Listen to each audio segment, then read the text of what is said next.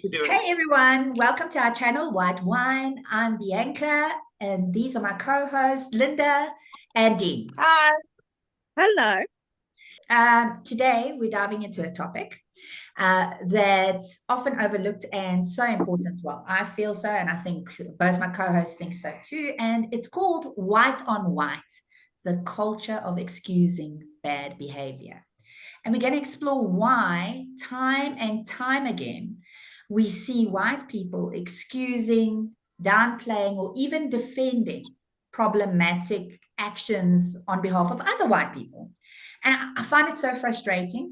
So this isn't just about individuals. I want to highlight that right up front. It's about a broader culture that we are struggling with a pattern that allows certain behavior to go unchecked. And I think it's time that we actually dive in, take it on the chin and start unpacking it. So obviously this conversation is never easy. These kind of conversations aren't easy.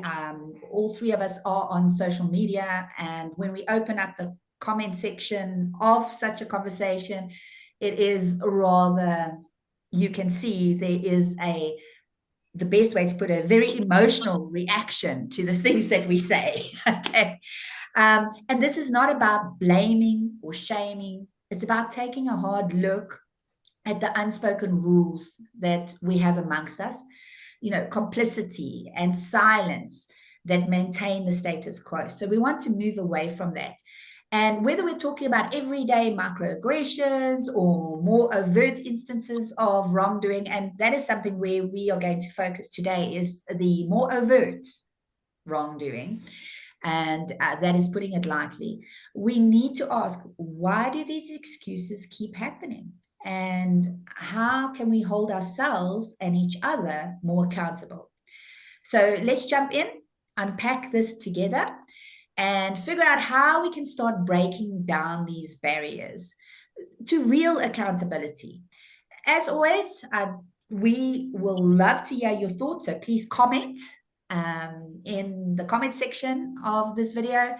And also, we would like to say, please don't hesitate to share your experiences and insights with us. Let's keep this conversation honest, open, and productive. That's the whole idea behind this channel. It's such a deep and long conversation.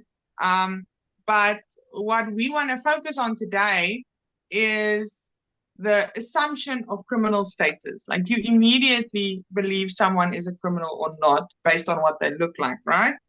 And when it comes to race and how we feel about other white people not being, they don't look like criminals because they're white. That is a microaggression. What we can discuss that in another, we can discuss microaggressions separately, but I just want people to know that whole idea, the assumption of, someone's criminal status is a microaggression. Yeah.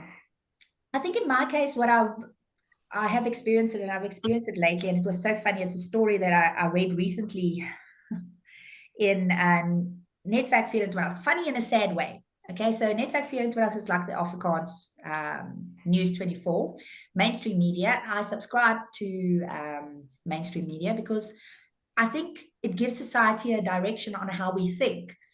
And so I was reading this article, and it is about a vet who is 65 years old, and he has just been found guilty of sexual assault of a minor between the ages, it was started when the child was 14, and when the boy turned 18, they're currently in court now. So it went on for 3 years. However, he got a suspended sentence of, so he was sentenced 5 years, suspended for 5 years. And in the comment section, because they gave this man's information now, because it's no longer a minor, the child he turned 18. In the comment section, but also in the article, someone said, this can't be true because he was such a good vet.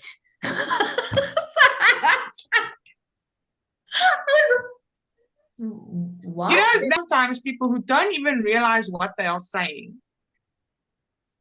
That's the one type of people that you get. But then the other type is people who genuinely didn't want to say it's because he's white. Like they just felt to say vet instead of white.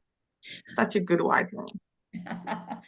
Yeah, and they don't even realize that they're doing that. This is the thing, is they'll do it and they don't even realize they're doing it. Yeah, but I don't know. I don't want to make excuses for those people, like literally being a hypocrite and saying they don't know what they're doing. No, but it's muscle memory. People, if like you some people don't know what racism is. Some people don't know what microaggressions are. That's why I'm saying that, you know, we can say they don't know what they're doing. But then other times, people are just too afraid to say, but he was a white man. Yeah, but you see, this is the thing. In all of our conversations we've had with all of our very colorful stalkers, I'll call them, the vast majority of racist white South Africans are not, I don't want to say as extreme as those people go out of their way to show it and try and hide in plain sight because it's a weird power play for them. It's how they feel powerful. It's weird. But the vast majority of racist white South Africans will say it under their breath and hide it away, and then like it, because they're not overtly extreme, they feel like they can hide under the guise of, oh, well, I'm actually not racist because I'm not donating money to a fascist cause or whatever. But you're still perpetuating the ideals. You're still, I don't know, denying that your privilege exists. You're still out of muscle memory defending a white perpetrator because they're white. That's basically what it equates to. It's not that he was a vet. I think muscle memory is a good way of thinking about it, but because those people who do it won't identify as racist. Like they'll say, I'm not racist. Like you said now, I'm not racist because, you know, I have black friends or I get along with everybody or I've never used the K word in my life. Okay, that's exactly. fine. But they will say yeah, they can't believe that this person has done this because they were such a good white vet. I don't believe it. Okay, you don't have to believe it, but you don't have to say it's overtly false because he's white. Wait for the facts to come out, but it's like there's a difference in waiting for the facts to come out and outright saying, oh, well, we just don't know the whole story. Because it's so often. Seems like it depends. Yeah, no, but when you talk about the can I complete this? I just, because she's talking about, you know, waiting for the facts to come out. That is valid, but the same people don't have that same energy when the perpetrators are not white. Yeah. Then they don't wait for the facts to come out. Yeah.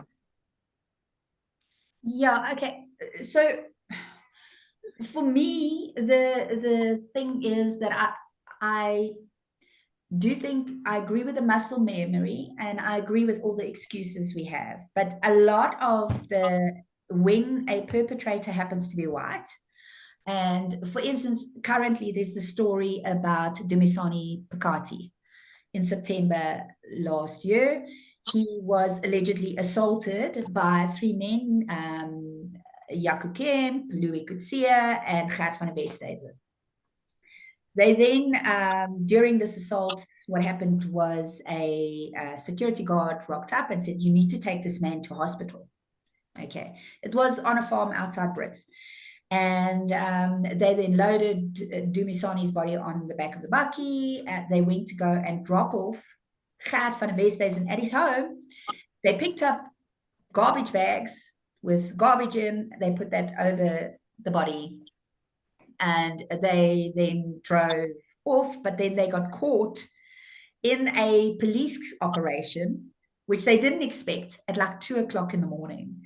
And the police then saw these feet sticking out, lifted up the bags, and there was Dumisani's bloodied body. He was 45 years old. Now, one thing when I give that kind of report, because as I say, this information is often behind paywalls, and I just feel that in this case, it should be we should see these kind of things. We should realize they are taking place. These are vulnerable people on farms, and they're marginalized in a lot of ways. And I'm talking about the workers. I'm talking about everyone in isolated areas. Responses I get are not how can I say, microaggressions at all. No, those are out and out aggressive. That's when you how show do we know? a photo You know, because of they were driving around with a bloody body on the back of the bucky, dude. That's how No. know. There's no nuance needed there. No, exactly. But the responses I get are like, oh yeah, but maybe he was singing that song. Okay, so we're talking about the Kill the Boer song and the struggle chant. Yeah, exactly. Exactly. I'm sitting You want with to the hit him doom, up the but head with a nana. You know me in that song, hey? And so the chant, and then you like, okay, wait, so you telling me someone chanted this, you don't even know, but you are already justifying why 3 people allegedly assaulted a man to death because he was maybe chanting and I'm like, what? it's like when you talk about that's aggressive. It's violence. It's like when you spoke about what happened to those 2 women on the Maria and pig Kuzai. farm. Yeah, the song was also brought up there. Yeah. And then the people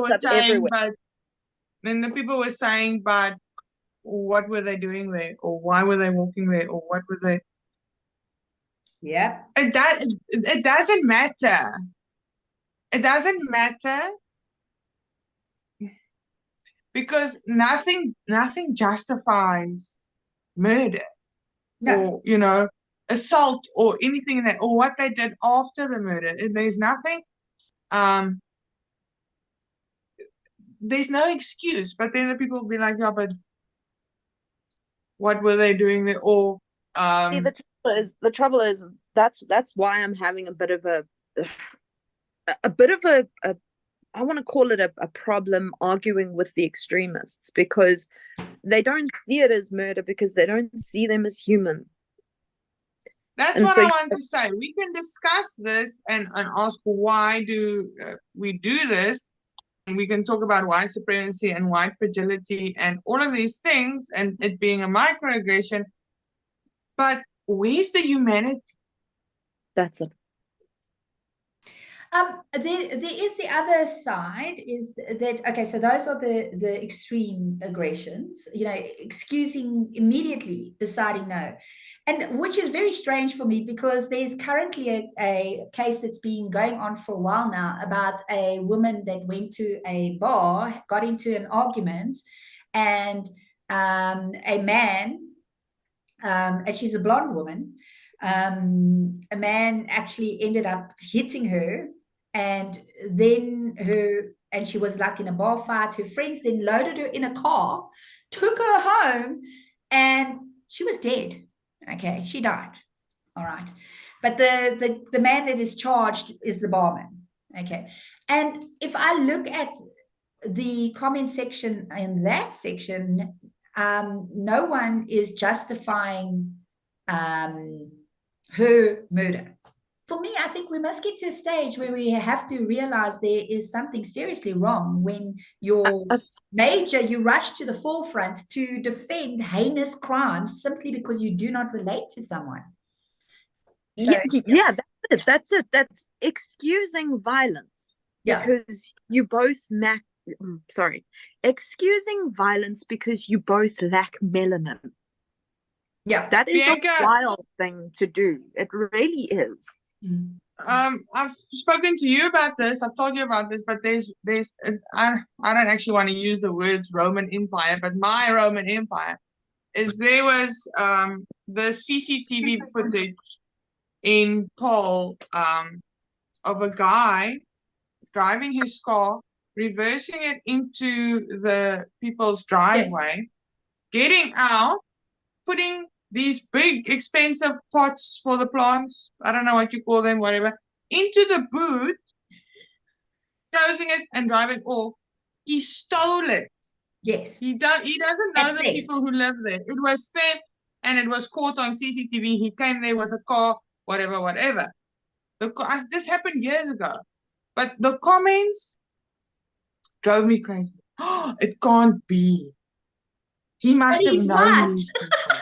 I've never seen a white person steal pot plants. This is so crazy. It's literally on CCTV. So what I want to say with that is it's not only seeing the people of color who are hurt in some of these stories, but it's also just a normal thing. Yeah. And the people who he stole from were also white. So there were no people of color or no racism involved. But the people saying that they cannot believe that this was a white man, that is a microaggression, that is racism, because you cannot believe it on somebody only because he's white. That is the assumption of criminal status. That's racist. Even though you're not hurting a person of color in that scenario, you know what I'm saying? Even though there's no person of color involved, it's still racist to say, but he's white. I've done a lot of reading as to why white South Africans side with white South Africans, and it's flogging a dead horse, but it comes down to apartheid.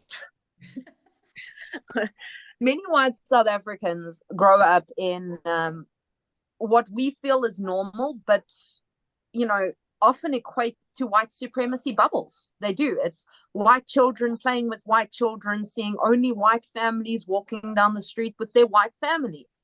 It's welcome to suburbia. All familiar names, all familiar faces, and they're all the same color.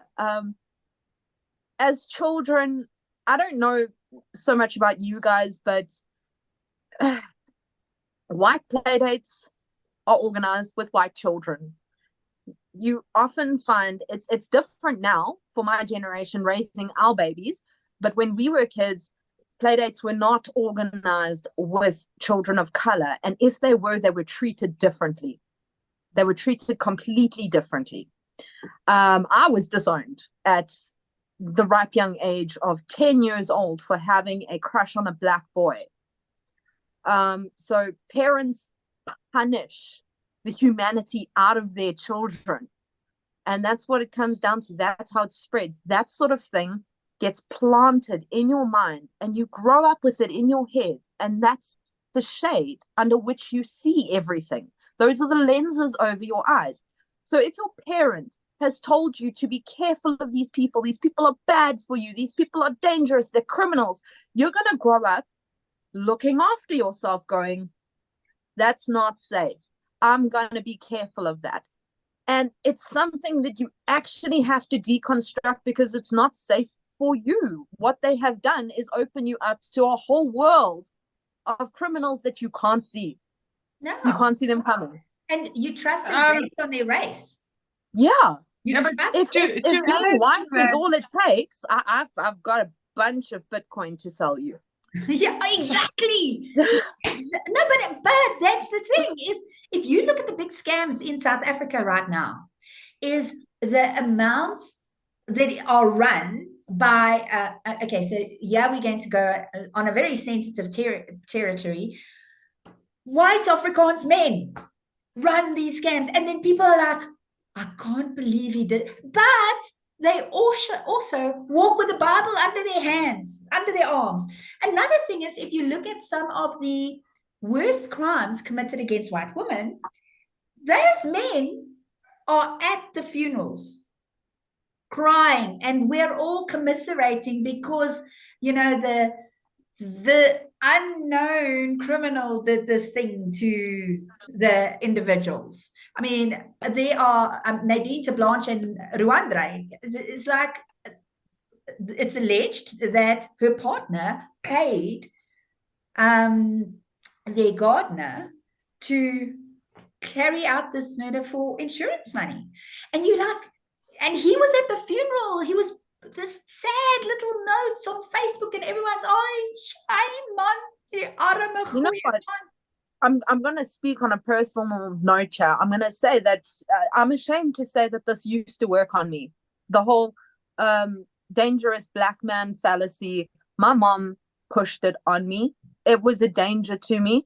And then I grew up and I was victimized by white men. And I learned the hard way. So, yeah. Okay, but you know, Linda's very excited about her point. no, the thing is, we're gonna probably get into that in a later stage. But we all know, you know, about the swart gevaar and you know, people of color, you know, so that was pushed on all of us, you know, and we were always having to, you know, be extra careful in town, holding your bag and things like that. But the thing with white supremacy that I have also found is that sometimes, even when there's no, like I said earlier, no people of color involved, we still have this idea of we are better than, you know. So even if we are raised to be scared of people of color, we are also raised to believe that we are good. Yes. We are God's chosen people. Even when there's no God in the home, because I didn't grow up with religion in my home, and we were still raised under white supremacy. It's weird. Yeah, but even if you were not raised in a racist household, like, you know, I know AWB things, but even if you were not raised in that environment, we were still taught to, you know, we are better. You don't do that. You don't speak like that. You sit a certain way. You do things pointed, a certain unspoken way. Instructions given by parents. You know, I'll never forget the sentence, and I forget the lady's name who said it. I'll never forget the sentence that she said, the currency of whiteness is compliance. So you have to be in this little, you know, because we are good. So that when something bad happens, like a oomgert in your family starts being touchy-feely, then you don't say it, because we are not like that. We are proper people. Proper. So, except for the swart gevaar, and we have that, like, indoctrination and brainwashing of. For me, the thing around compliance, but also this desperate need to fit. You know, we have to belong and we have to fit. And because you have to fit, you have to tick all these boxes. And if you don't tick all these boxes, we will make sure that, well, we've all seen our comment sections, what they look like. We will make sure that you are othered and you are punished, okay, until you come back. I mean, like someone telling me that I am, you know, you know, things I get. But now, it's not going to get me back. Hey? Asking these questions and asking white people, why are you like this, is ostracized, and we like these bad people. So you stop asking. The criminals, we cannot believe we got, you know, deceived out of our life savings by a white man. Stole our money. And he didn't deliver our needs, or whatever. Why did Womgert get touchy-feely? What was she wearing? Yeah, but that is, for me, the major issue is, and I keep on pushing it, because unfortunately it places you, a white woman, but also white children, and that's of both genders, in a huge amount of danger. Is because the assumption, I mean, I once covered a story around a guy that he killed two. It's the South African guy that killed two Alaskan women, and one he recorded murdering. And this woman, and my thing was, listen, just because someone looks like you does not mean that they're safe for you. And this is not a thing only for white women and white children. This is white men too. I mean, and I've looked at a number of cases. I'm like, oh my goodness, you just got shot by your friend. Okay, There's some monsters out there. There's monsters. So and a woman in my comment section said how she actually gets very nervous, because my message was, don't assume that just because he looks like you that you're safe. A woman in my comment section straight out said to me, no, but if I see a black man approaching, I immediately lock my doors and keep my children safe. And I was like, my whole question for that is just then why don't we do it with white people? If you see a white person approaching, why don't you lock your doors and we know you know? Many white South Africans were socialized within environments that ultimately equate to white supremacy bubbles. We already covered that. White children playing only with white children in white suburbs where they would see other white families walking around until it was time to go to school. Thereafter, they interact with other races purely because the parents cannot control that. This has inspired a lot of bitterness in these closed-off communities, and they feel that they should be allowed to forbid their children to mingle outside of their race and culture. This is evident in conversations surrounding Oranje, where most residents claim to have relocated to the whites-only town specifically to protect their children. Outside of the extreme of Oranje, this norm is pushed in other ways. Playdates with non-white children either go unorganized or are not treated pleasantly at all. Stereotypes about Black children being more prone to violence or crime are loudly reinforced whether in the company of children or not. This socialization creates an us versus them mentality from a very young age, whether it is outright stated or implied, making it challenging for individuals to confront the reality of so-called white crime and the implications it has for society, because they were never told that white people could be criminals, that white people can cause harm. Mm-hmm. This fosters an environment where discussions about white criminals are met with discomfort, resistance, and outright denial. True. And that discomfort and resistance and outward denial, those reactions, is like in a packaged little white fragility with a bow. That's white fragility. Yeah. A positive on a more, let me put it this way. It's not all just gray and dreary. The introduction of the bailable has made it so that children will interact with other South African children. The way the world is set up now makes it near impossible for children to grow up in isolated white supremacy bubbles. They are forced to interact.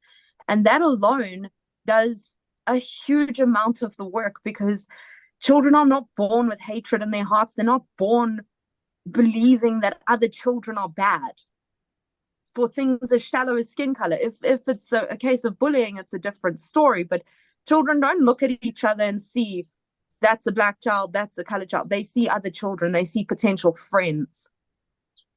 And the more we mix our children, the less this is going to be a problem, in my opinion, because they're not always going to listen to their parents.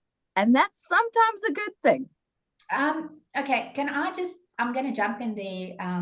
I personally, because of the whole kickback against the Ballable and what was going on, I looked where it was coming from, and the main issue is around integration. Okay, and it's kind of hidden under the language. They're going to take our language away, which we know is total myth, total false thing. But we know a lot of organizations drive this fear narrative, and they require separation to increase funding, and they require fear to increase funding. But what you're saying, I personally don't think is the case. Okay, I don't think that it is a solution. I agree with the billable. I like the integration. I want people to hear that clearly. I absolutely love the integration. I think it's it's taken too long, and I've got a problem with that. But I am afraid for children that are now going to be exposed to stuff that they never were exposed to, well, or they previously weren't exposed to, for instance, if they went to a school in a township. And now they are going to experience a form of racism that they've never experienced. I hear you. I hear you. So, I did not see that. Unless there is an additional program or an intensive programs, given to these children from young, and to do something to ensure that doesn't happen. That's what's necessary. Worried about the number of incidents we're going to have where children are bullied, but we already know really children important. bullied at school. That's really important. Racism is bad, and that is a fear of mine. But I just think that you can't just do one thing, enforce integration, and not do the other stuff. And we've continuously done it, and we've done it in this country continuously. And then we're like, but no DNA or whatever. What's that thing, man? I'm trying to think. What is it? What? No DNA. No DNA. RSA. I don't actually like that, but yeah. So people. The thing is, I agree with the integration is important, and I hear what you're saying, Bianca. There definitely needs to be some sort of program or primary school level grade 0 talking points. Yeah. What do you call it? What do you call the first 3 years? Whatever, those first 3 years of schooling. So that, but also we can't just leave it up to schooling and education and the young people. So when I come across adult, supposed to be adult, and they say these types of things to me, like black people are known for criminality or whatever, then I ask why? Why? Because it doesn't matter what they say. I want to know, how do you connect the dots? Where does that thought come from? And I say this often about people figuring themselves out and self-awareness. And obviously you need a whole lot of self-awareness if you're on an anti-racism journey. Is when you have a certain reaction to something. I always ask why. Explain it to me quickly. Why do you feel that? Such a powerful word. So you're like a 3-year-old. Why? Exactly. So the solution is definitely education and integration. But the adults, I think what the adults forget when they teach their children that we are better, or we are not criminals, or whatever they decide, whatever racist or microaggression they decide to teach their children, they're harming that child. If we can just at one stage remind these people that you teaching your child that they are better than everybody else because of skin color is so harmful, because how is that child going to function in society eventually after all of this integration? He's not going to know what to do. We've got the valuable and we've got integration. It's going to come with its own issues, like Bianca said. But the adults just need to realize that they are harming their children with this way of thinking. I tried to say that the other day, and then someone said, "Oh, but you've been very inflammatory." So we had this young boy that came onto, one of the black YouTube. Is it, what's his name? I can't remember. Sino. Yeah. We love him. And use the K. I actually subscribe to his channel. So, then I said, you see, every time this happens is because you don't educate your children and you don't unlearn the things that you grew up with, and you pass it on to your kids. And now it's going to cost you money. And it's going to be effort, and it's going to be shame and embarrassment in South Africa, besides the harm that this stuff. And I've got to a stage in Afrikaans, there's a saying, I say, "Nie wil voel nie, met hy bloei." So, and that, no, but that's an Afrikaans saying, and I'm like, it's supposed to be, as I never hoor nie, moet hy voel. Oh, I'm going to, as I never voel. That's probably the right one. I feel very aggressive about this. on that point, you know, this is why South African parents also need to recognize that when you lead your kid 10 kilometers the wrong way, you are coming back 20 kilometers. Yep. And then you still got to go the right way. It is extra work. It's just stop teaching your kid to hate. It's so much easier not to. Learn the stuff yourself too. Yeah. It's so easier not to teach your kid to hate. You can't teach your children not to hate, but you still have this hatred within yourself, right? So that's you need to come to a point. It's almost like addiction. You know how you have those 12 steps. You have to get to a point where, like, this is harming me or my family. This is not good for me. This is going to set me back 50 years. This I need to work on, or, you know, but that very first step of acknowledging that racism is a problem, because most people who are racist, they don't see any problem with racism. They you know, so it's very difficult to get those type of people to recognize that what they're doing is wrong. But also, I know for a fact that there are people who want to learn but don't have the resources, or who want to understand or want to mingle, and they just don't know how to start or where to start. But also those people that want to change. I mean, I often speak in my private messages to people that are in isolated situations. So they're the only one in their family that thinks a certain way. But you're relying on your family for resources. So you cannot say, "Hey, you know, shut up." Yeah, that's not true, or shut up, or that's racist, or whatever.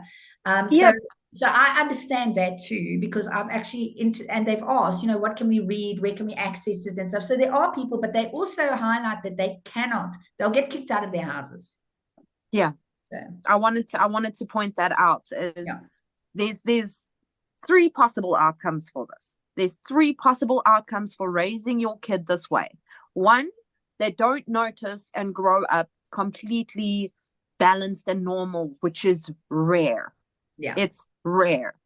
Two, they notice and they pull away from you because you're wrong and you're teaching them wrong, and they recognize it. Or two, they don't notice and they grow up hurting people like you are hurting people. Yes. None of that's good. None of that's good. That's all brokenness, all of it. Yeah. I think we've actually had quite a productive conversation around this. However, we also could probably go on much longer. But we also need to provide an indication of, I would like to know from the two of you, is what do you do to make sure that you don't revert back to your socialism, your socialization? Not socialism. Oh, shit. All right, I'm confused, Bianca. What you say? Yeah, that's a total different part. Are you talking about, like, you know, the how you were brought up, ideas and things we were indoctrinated with? Yeah, how you were brought up. What do you do on a daily basis to make sure that you don't do that? Or what was look, you said already you were asking questions, but what about the child that is not asking questions? What do you do now as a full-grown adult to ensure that you don't, because you can't tell me you went through life never, you know, thinking in a racial way. none of us have. No, that's We why I'm pretty sure I heard it from you for the first time. The anti-racism, it's a journey, because you will have thoughts, or you will clutch your bag in a habit type of way, like we said earlier, muscle memory, because especially if you didn't start your journey early when you were very young, you are going to have certain thoughts and ideas. But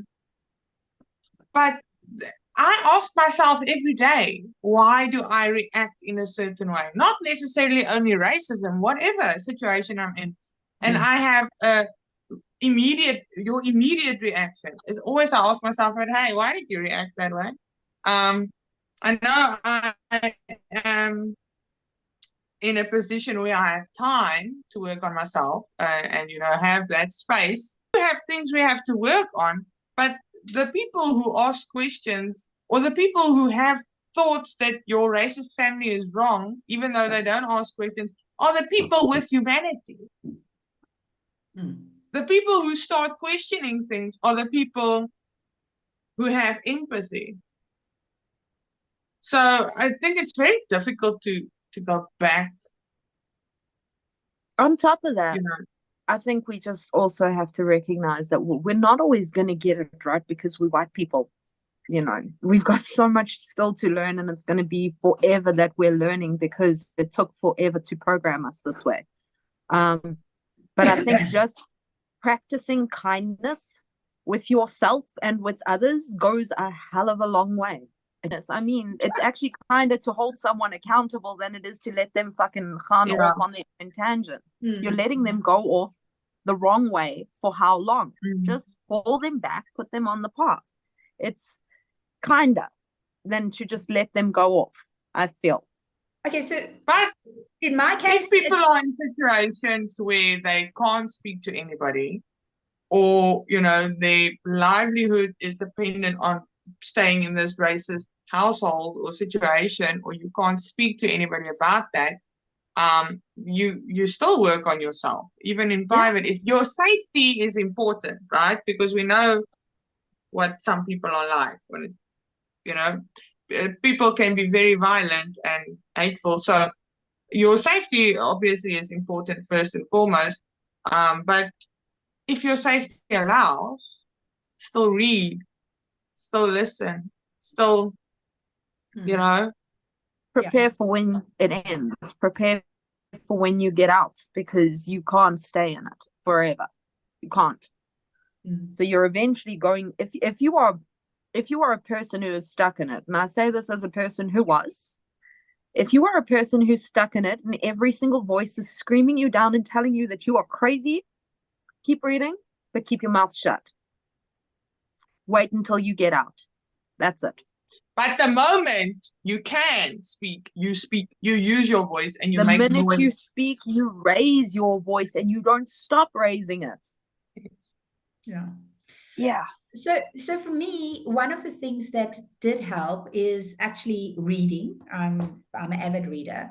So you cannot, but that for me is about anything.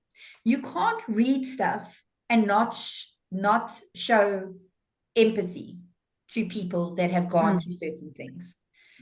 So when you read someone's story and you listen to, or you listen to someone's story, but for me, it's a reading thing. If you, for instance, reading about people during apartheid, and you hearing what their daily life was, that fear, all those kind of things, you read it, it would take for me a very strange person that cannot show empathy. All right. Also, there's a number of books that actually help us, which at the end of this session, we'll actually put suggestions of books, and not even just books, articles that people can access, because not everyone can afford books. The big thing for me was integration. Okay. So I know I've got black friends. It's not, I it's not truly true. have. It's not just about like having black friends. It's when you are talking to each other and working around each Yeah. other and existing around each other, you are forced to confront the fact that Yeah. you are all people who think differently and have different opinions and different experiences. Exactly. I mean, So integration is not just about making friends, it's about experiencing each other. yeah, It's part of it. You can't just say, okay, I've got a black friend, but you don't ever go to his house, or you never go to their restaurants, or you never go to, you know, the jaw.